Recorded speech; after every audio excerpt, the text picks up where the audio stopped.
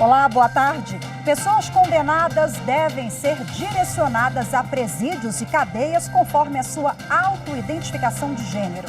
A resolução é do Conselho Nacional de Justiça e vai ao encontro dos direitos das pessoas trans. Esse é apenas um dos destaques do Jornal da Justiça de hoje. Você vai ver também.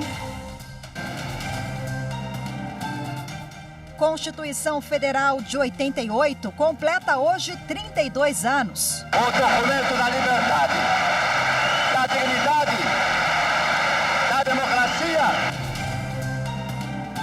Ministro Celso de Mello, do STF, arquiva pedido de crime de responsabilidade e de atos de improbidade administrativa contra os ministros da Saúde e da Defesa. E ainda Fundo da Amazônia. Ministra Rosa Weber, do STF, divulga metodologia de audiência pública que vai tratar do tema. A audiência pública vai ser dividida em 2 blocos. Um para discutir as ações de planejamento e fiscalização e outro para debater os dados oficiais.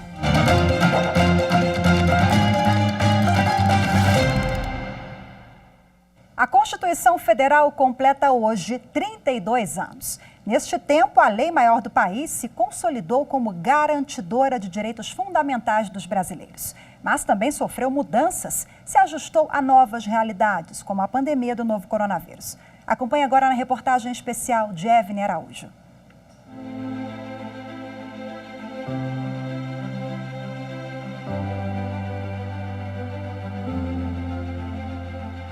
Sete meses e um mundo completamente diferente.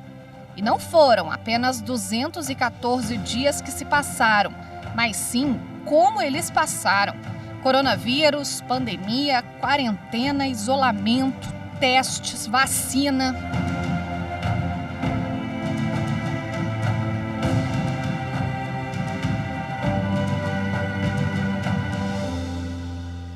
Até a nossa Constituição Federal ganhou novas emendas, como a que permite um regime emergencial para destinar dinheiro e facilitar contratações para o enfrentamento do estado de calamidade pública causado pela Covid-19. A Carta Cidadã precisou ser modificada para cumprir sua maior função, cuidar dos direitos dos brasileiros. Hoje, 5 de outubro, a lei maior do país completa 32 anos. Declaro promulgada o documento da liberdade, da dignidade, da democracia, da justiça social. Imagina o tanto de coisa que mudou de lá para cá. Por isso, a Constituição sofreu alterações ao longo dos anos, mais precisamente 116 vezes. O número de emendas aprovadas nessas 3 décadas. Na lista, mudanças profundas, como a reforma do Judiciário de 2004. Outras foram polêmicas, como a reforma da Previdência. E algumas ainda estão em discussão, como as reformas administrativa e tributária. Há ainda quem proponha uma nova Constituinte. Por telefone, o ministro Marco Aurélio, do Supremo Tribunal Federal, comentou essas tentativas. No Brasil, nós não precisamos de mais leis, de Constituição nova.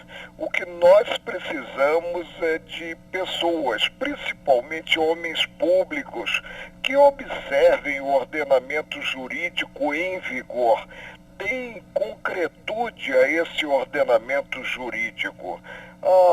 Isso passa por uma mudança cultural, afastando-se aquele famoso jeitinho brasileiro quando se tem um interesse envolvido em uma controvérsia.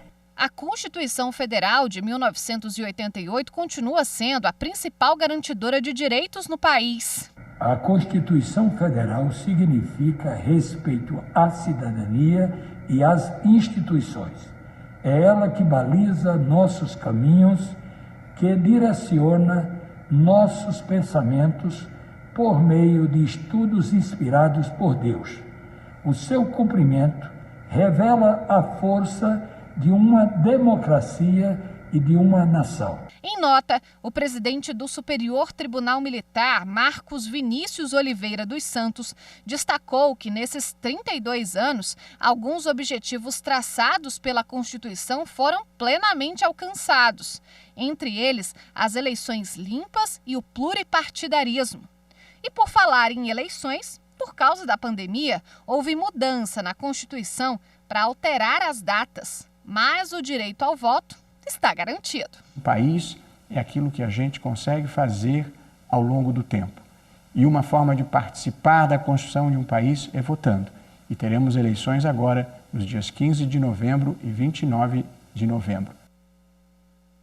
O ministro Celso de Mello, do Supremo Tribunal Federal, arquivou o pedido de crime de responsabilidade e de atos de improbidade administrativa contra os ministros da Saúde e da Defesa. Quem traz os detalhes da decisão é a nossa consultora jurídica aqui da TV Justiça, a Gisele Reis. O documento foi enviado ao Supremo Tribunal Federal pela deputada federal Natália Bonavides, apontando a suposta prática de crime de responsabilidade e atos de improbidade administrativa praticados pelo ministro da Saúde, Eduardo Pazuello, e pelo ministro da Defesa, Fernando Azevedo e Silva. O objetivo era dar elementos para a Procuradoria-Geral da República oferecer denúncia contra os ministros e, com isso, iniciar um processo criminal contra os mesmos. Na decisão, o ministro Celso de Mello destacou que apenas o Procurador-Geral da República pode instaurar processo de impeachment contra ministro de Estado. E lembrou que cabe ao Ministério Público Federal adotar as providências que entender pertinentes quando tomar conhecimento de um fato criminoso, dentre elas, manifestar-se pelo oferecimento da denúncia, solicitar maiores esclarecimentos, realização de diligências para apuração da realidade dos fatos ou até mesmo requerer o arquivamento dos autos.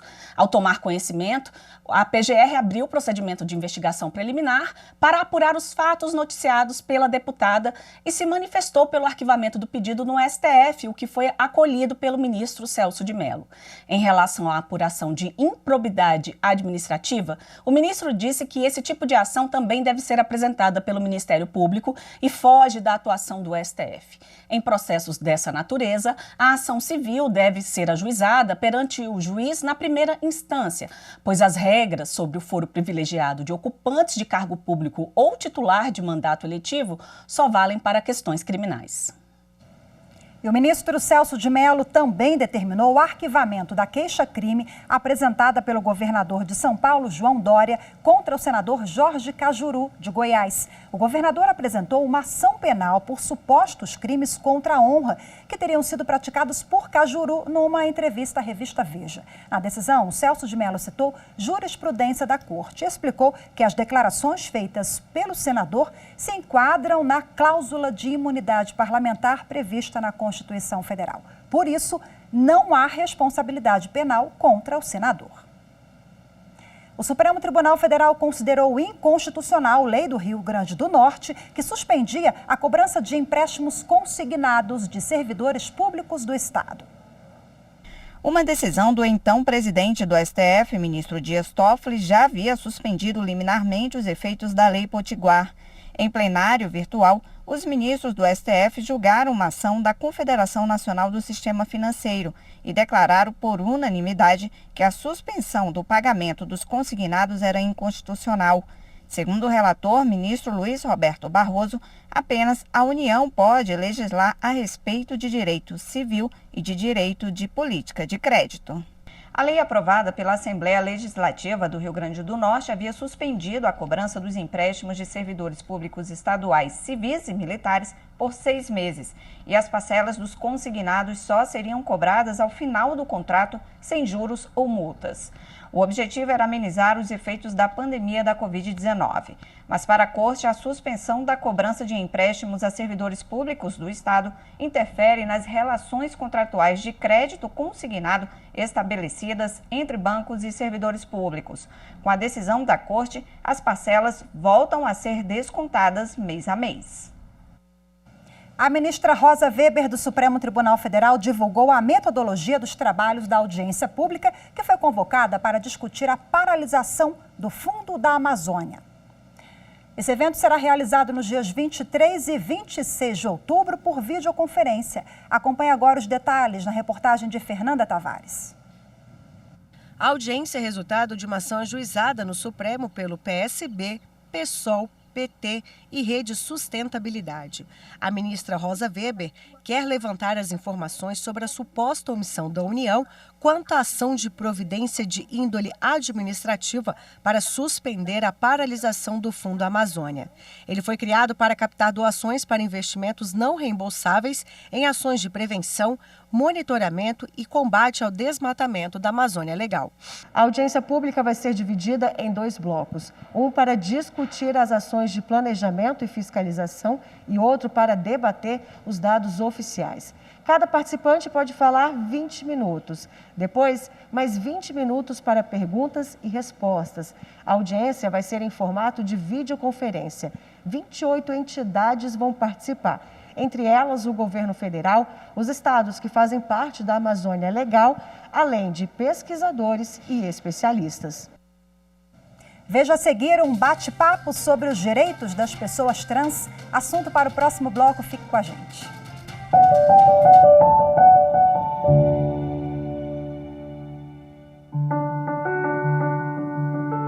Ninguém será privado da liberdade ou de seus bens sem o devido processo legal, notadamente naqueles casos em que se estabelece uma relação de polaridade conflitante entre o Estado de um lado e o indivíduo de outro.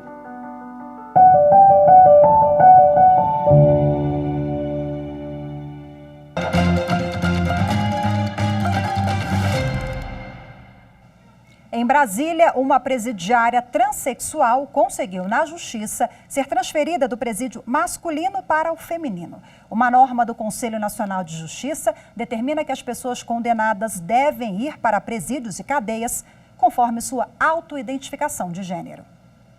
O CNJ aprovou no início deste mês uma norma que permite que condenados cumpram pena em locais adequados ao gênero declarado e determina que as análises das autodeclarações sejam feitas caso a caso. Recentemente, uma presidiária transexual havia conseguido na Justiça ser transferida de um presídio masculino em Brasília para um feminino. A decisão é do Tribunal de Justiça do DF e, com a medida, a presidiária vai continuar realizando o tratamento hormonal e ter os mesmos direitos garantidos que as outras presas. A defesa fez o pedido com base na declaração da mulher, que se identifica com o gênero e se sente vulnerável dentro de um presídio masculino. Nós formulamos esse pedido ao juízo da Vara de Execução Penal e nós invocamos, primeiramente, um precedente do Supremo Tribunal Federal, extremamente relevante, mas nós invocamos também a Constituição da República. Nós invocamos o direito à dignidade da pessoa humana. Decisões como essas trazem um respiro para as mulheres trans dentro do sistema carcerário e na sociedade. A luta por mais direitos começa no momento do tratamento para a mudança de sexo. Em agosto de 2008, o Sistema Único de Saúde passou a fazer a cirurgia sexual para mulheres trans. Mas somente em junho de 2019, uma portaria passou a permitir o procedimento também para os homens. A Maria Luísa sabe bem o que é isso. Na década de 80, pagou do próprio bolso a cirurgia de mudança de sexo. Na época, Luísa servia às Forças Armadas e, quando estava na fase final da mudança de gênero, foi obrigada a aposentar antes do tempo. E depois de 20 anos de batalha, o STJ reconheceu a situação de preconceito. A história dela virou filme. Eu sempre me senti uma mulher a minha vida inteira, mesmo quando eu estava no papel de homem, né, masculino e tal.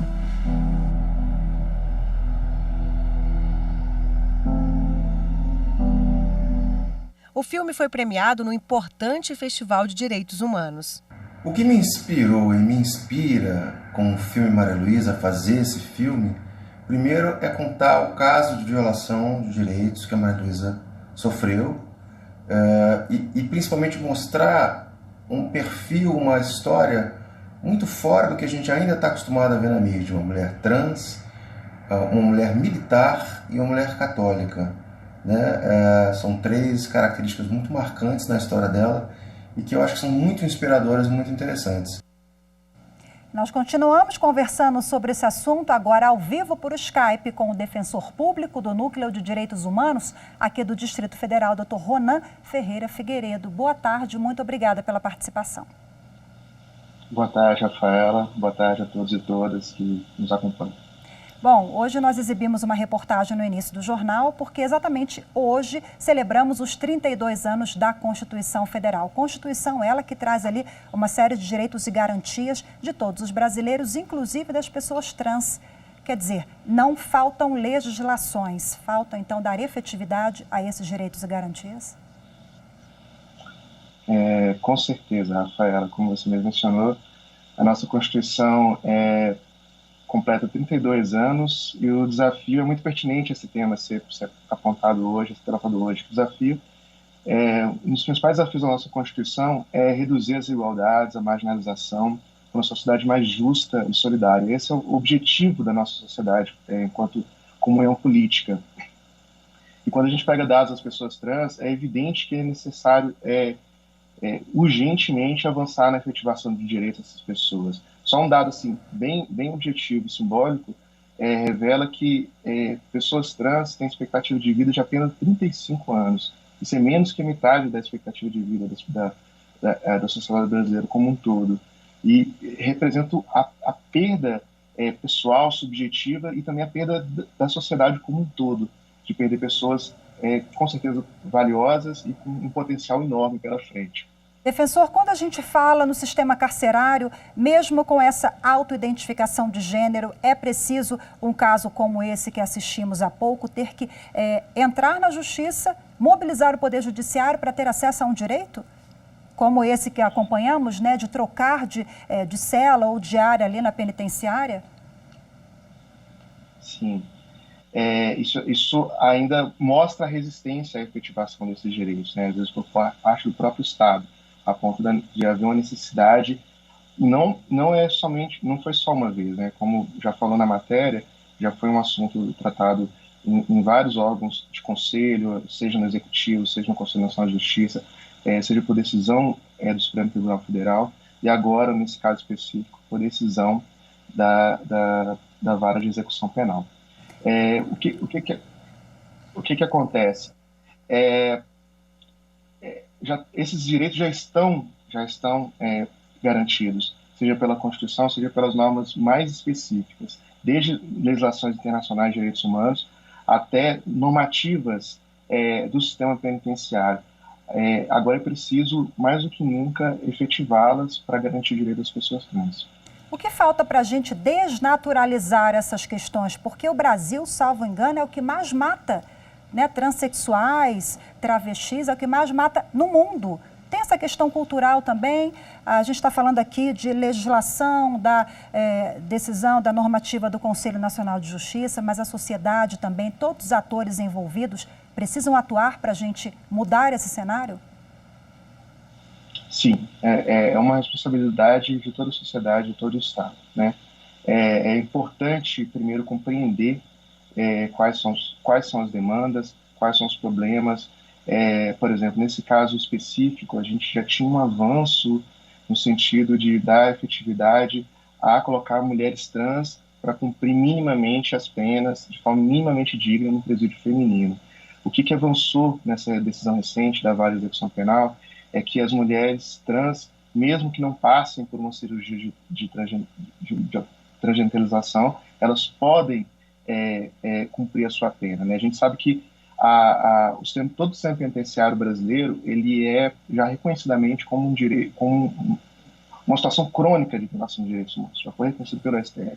Então, o mínimo que se pode considerar é que mulheres possam cumprir as penas num presídio feminino, seja essa mulher uma mulher trans, uma mulher cisgênero, e quando a gente trata dessa situação específica, a gente não pode deixar de invocar que isso é um problema coletivo. A gente tem que, enquanto sociedade, se destituir das avaliações morais, privadas, e tratar essa questão como uma questão de políticas públicas que ouça principalmente essas pessoas, que ouça principalmente a população LGBTQIA+, porque ela é a principal atingida dessas violações e é mais interessada na efetivação dessas políticas públicas. Dr. Ronan Figueiredo, muito obrigada pela sua participação, defensor público aqui do DF. Boa tarde para o senhor. Boa tarde, obrigado, Rafael. E você vai ver a seguir, emissora é condenada por exibir cenas de uma mulher gravemente ferida em horário impróprio. Os detalhes daqui a pouquinho.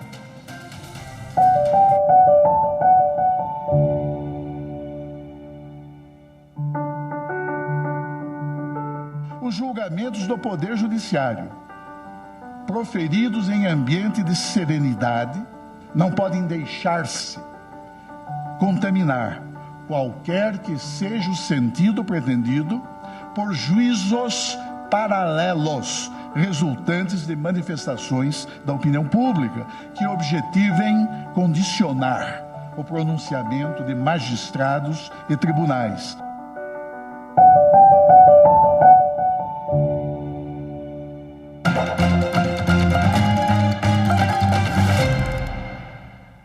O Superior Tribunal de Justiça restabeleceu decisão que considerou abusiva devolução da comissão de corretagem em rescisão contratual. No mercado imobiliário, é muito comum que a aquisição de imóveis seja feita por meio de um corretor. Geralmente, as construtoras contratam esse profissional para intermediar a venda com os clientes. E para isso é acordado um pagamento pelo serviço, que é a taxa de corretagem. A taxa de corretagem é a comissão devida ao corretor de imóveis na intermediação para compra, venda, permuta ou locações de imóveis. E esta taxa de corretagem está prevista nos artigos 722 a 729 do Código Civil, bem como na Lei 6.530 de 78, que é a lei que regulamenta a profissão dos corretores de imóveis e dispõe sobre a tabela de honorários das comissões nas transações imobiliárias. Um caso envolvendo o pagamento desta taxa chegou ao STJ e foi analisado pela segunda sessão. Os ministros, em ação rescisória, restabeleceram a eficácia da decisão que considerou abusiva uma cláusula contratual exigindo que uma corretora devolvesse a comissão de corretagem na hipótese de rescisão de venda do imóvel. A corretora foi contratada por uma construtora para intermediar a venda de imóveis, mas, segundo a corretora, não houve o pagamento pela concretização dos negócios e ela recorreu então à justiça. A construtora foi condenada a pagar mais de R$500 mil a título de comissão de corretagem. O Tribunal de Justiça do Mato Grosso considerou que houve a efetiva intermediação dos negócios, mas que foram rescindidos posteriormente pela falta de pagamento das prestações. No STJ, a decisão que condenou a construtora foi reformada. A quarta turma do tribunal entendeu que não tinha sido concluída a venda das unidades. A corretora, então, ajuizou a ação rescisória, sustentando que o acórdão incorreu em erro de fato, já que houve rescisão de contrato e não desistência. O relator, ministro Marco Buzzi, lembrou que as instâncias ordinárias concluíram que um eventual distrato não prejudicaria o pagamento à corretora, porque a intermediação já haveria alcançado a finalidade. O ministro reconheceu a existência de erro de fato na interpretação inicial e, por maioria de votos, a segunda sessão definiu que é abusiva a devolução da comissão de corretagem. E uma emissora de televisão foi condenada por dano moral coletivo após exibir, na hora do almoço, cenas de uma mulher gravemente ferida, vítima de violência. Para muitas crianças e adolescentes, a televisão é uma das atrações durante o dia. E é importante que os pais acompanhem o conteúdo assistido pelos filhos. Mas, além dos responsáveis, certos cuidados precisam ser tomados por quem produz o que é exibido, principalmente no horário de proteção aos menores de idade, compreendido entre 6 da manhã e 11 horas da noite. Um dos casos de desrespeito às normas chegou ao Tribunal Regional Federal da Primeira Região. O MPF propôs ação civil pública para condenar uma emissora e a União ao pagamento de indenização por dano moral coletivo pela exibição de imagens inadequadas para o horário. Ao analisar o caso, a quinta turma do TRF1 salientou que não há dúvidas de que a exibição de cenas fortes em horário acessível a crianças e adolescentes afronta a legislação. A relatora, desembargadora federal Daniele Maranhão, entendeu que ficou caracterizado o dano moral coletivo pela reprovabilidade do conteúdo exibido, que pode repercutir negativamente na formação do menor. O colegiado ressaltou que a ausência de reiteração da conduta não impede a condenação da emissora, serve apenas para quantificar a lesão e decidiu que a emissora deve pagar R$20 mil de indenização. Este advogado conta como as pessoas podem denunciar casos como este. Você pode fazer essa denúncia através do Disque 100, que é o número do Ministério da Justiça, que é o órgão que também regula e fiscaliza, né, todas as emissoras de televisão e rádio, e aí com certeza aplica as sanções necessárias para que esses fatos não ocorram novamente. E hoje ficamos por aqui. Muito obrigada pela sua companhia. Um excelente início de semana, uma ótima semana para todos nós. Tchau, tchau. Até amanhã. Boa tarde.